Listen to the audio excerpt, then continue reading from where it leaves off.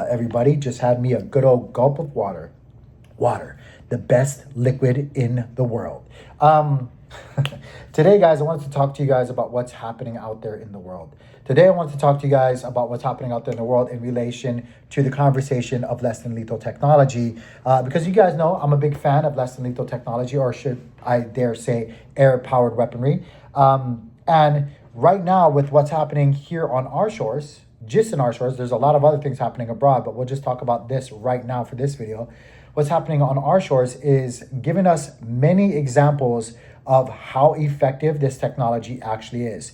When we've been making videos in the past, and many others, right? There's many other great YouTubers or content creators, if you will, that share the similar interests or similar content out there on the interwebs, talking about less than lethal launchers or less than lethal technology. There's always somebody or a group of individuals, a large amount of them, I should say, that will come out when we make these videos trying to educate the populace and say that they have no place in the conversation of self-defense and we should just buy firearms and that they're not effective and yada, yada, yada. They come out of the shadows just to downplay the less than lethal technology that's out there.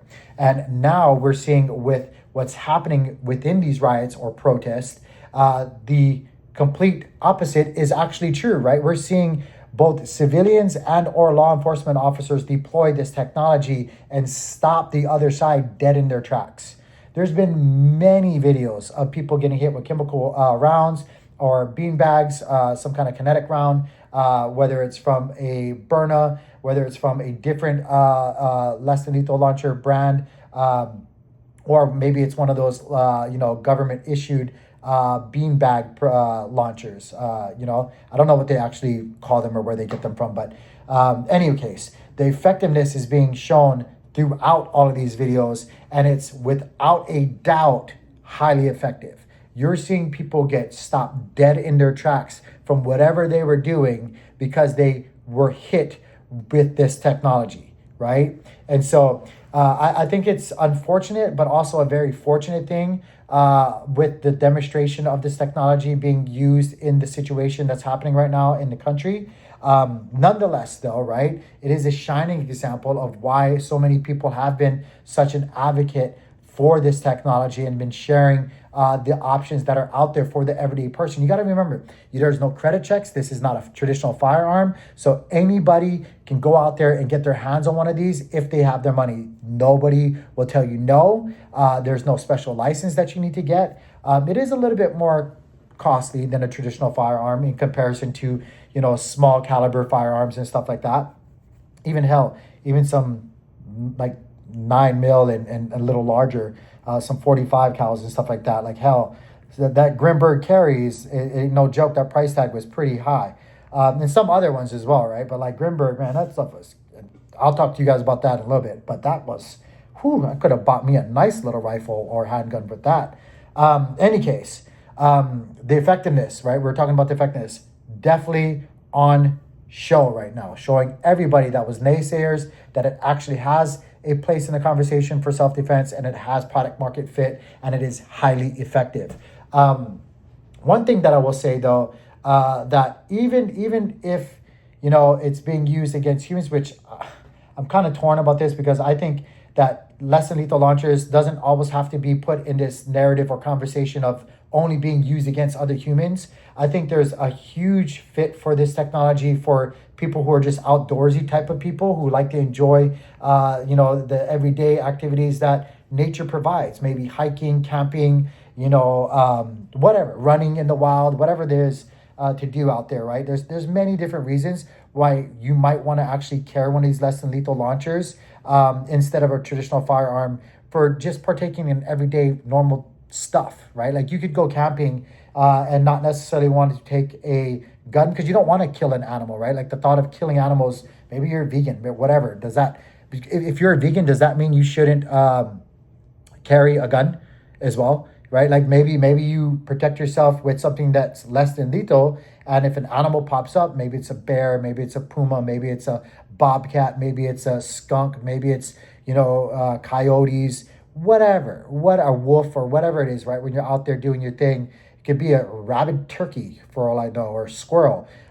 Maybe you decide to actually handle that situation with a less than lethal launcher. I think that would be a great way to go about doing things. I don't think animals necessarily need to die. We're the ones invading their environment. Why are they the ones that always have to die in these situations? And also, I will say a lot of the times these situations don't call for lethal encounters, right? Like just because you saw a big deer or a doe, if you will, or even anything, a wolverine or a badger or whatever, a squirrel that's just causing you trouble. You don't have to kill it. You could just pop off a less than lethal round, maybe next to it, near it, or if you have to, right on its tushy, and it'll scurry away and be on its way, and that'll be it. You don't have to take it to that level every single time. And just like you don't have to take it to that level with humans, right? Like a lot of times, I know the news would like you to think that you have to escalate it to that degree all the time because that's all you ever hear about on the news is the worst of the worst. But a lot of conflicts, a lot of situations don't necessarily call for like the lethal part of things. And so, sorry, I got something in my eye, guys. Like I think less than lethal technology has a great market fit as it is, and unfortunately, to bring everything full circle, we're seeing that actually being displayed in full force because of what's happening with these riots and with these protests. So there's that. I did want to actually also make you guys aware of what's been happening with my situation when it comes to my Grimberg carry. And I'm not throwing shade whatsoever to Grimberg. I will say I haven't heard anything back after sending my carry back to them a little over a week ago, which is kind of disappointing. I was at least expecting an email back to my registered account with them when I ordered it, letting me know that they actually received it and or that they received it and they're diagnosing their problem and when I should be expecting the return of my launcher. Again, I'm cutting them a lot of slack. I'm not trying to throw them shade. I'm just giving you guys feedback. So if you guys are part of the Grimberg team or if you guys are supporters of Grimberg, maybe you guys can pass that along because customer service is where it's at. I own multiple different businesses. And when something wrong happens and it is our fault or something that we can control and or that we are not responsible for, we need to always keep in mind that communication is key. And I think it would just be a really good idea if you guys could be more proactive when it comes to communicating with your consumers or customers who have had issues like myself. Hopefully I do hear something back from them soon, but it makes me worried because I've heard a lot of other people have similar issues like the one that I had and not receive their launchers back for weeks and weeks, almost months for some people, right? So hopefully that's not going to be the case. But yeah, I just kind of want to let you guys know what the situation was with that. I did also want to put on you guys' radar that there's a great deal at Costco right now when it comes to pepper spray or mace, whatever it is. There's like a 4-pack of these small little pepper spray bottles that you can get for $20, which I think if you guys don't know about pepper spray or mace and the effectiveness of it, when it comes to the conversation of self-defense, I think it's a great tool that every family member who is capable and responsible enough to have one on them should have one on them. With that also being said, I do want to end this with this. While I've been here on this conference trip, this just happened to me the other day. Kid you not even making this up. Was in the hallway on break talking to my son in this conference center or in this convention center, a place that you would expect to be relatively safe, right? There's security there, there's personnel and staff members there, not to mention the team that's putting on the conference and everybody who works for them all there. So there's of course like who goes to medical conferences, like pretty much the people that should be there, like usually stragglers and people like that aren't there just like hanging out. Anyway, so I'm on a call in the hallway, and I see a gentleman coming up to me directly towards me, and there's nobody else in the hall. Large facility, nobody else in the hall, multiple seats. One seat, unfortunately, still empty right next to me, and he's heading straight towards it. He sits down. While he's walking to me, before he sits down, I should say, I observed his clothes did not match the environment or the standard of people that were also in the same environment or area. And also he had a luggage, a carry-on piece of luggage that he was pushing around. And we're not even anywhere near the airport. We're about 30 minutes away from the airport, which I thought was odd. So he sits down next to me, of course, starts making small talk while I'm on the phone. I hang up the phone with my son without even saying goodbye, because I'm always hyper aware of my situation and seconds count, right? And so while that might have been rude, I hung up the phone on my son, put my phone down, still remains seated. And of course, he starts making small talk with me about my tattoos and how he likes them and where am I from? Am I Hispanic? Am I, blah, blah, blah. And I explained to him, no, I'm not from here, here for a conference. How can I help you? And he, of course, goes into this like little spill that I'm sure he memorizing does with everybody, that he's just $100 shy of being able to catch his flight, and he's gonna miss his flight but can I help him out? And I didn't have my wallet on me as it was. Again, I was at a conference, but I told the gentleman, I don't have nothing for you. And I noticed while I'm talking to him that it's just me and him. Nobody else is around. And as I noticed that, I quickly got up, excused myself from the situation and said, hey man, I appreciate you, but I got nothing for you. And immediately walked out of there.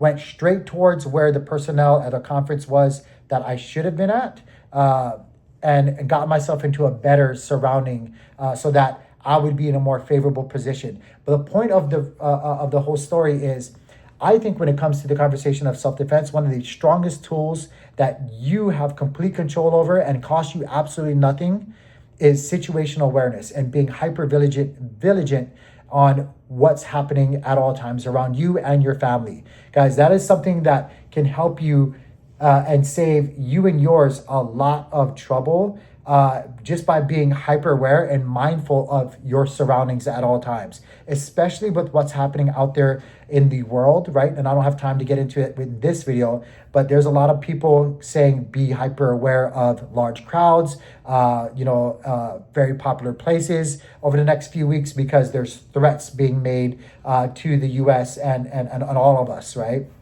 So always be hyper aware, guys. Be hyper aware about what's happening around you.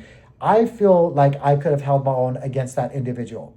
I practice martial arts. I'm a coach for martial arts. I get into it and train quite regularly. That's why I have kind of a shiner here and scrapes all over my face. Like, I do this all the time. I don't just talk about it. I practice it. I teach it. I do this. Like you can see, it's Gracie Baja, right? Like, I practice jiu-jitsu. I'm a purple belt. I'm one of their coaches.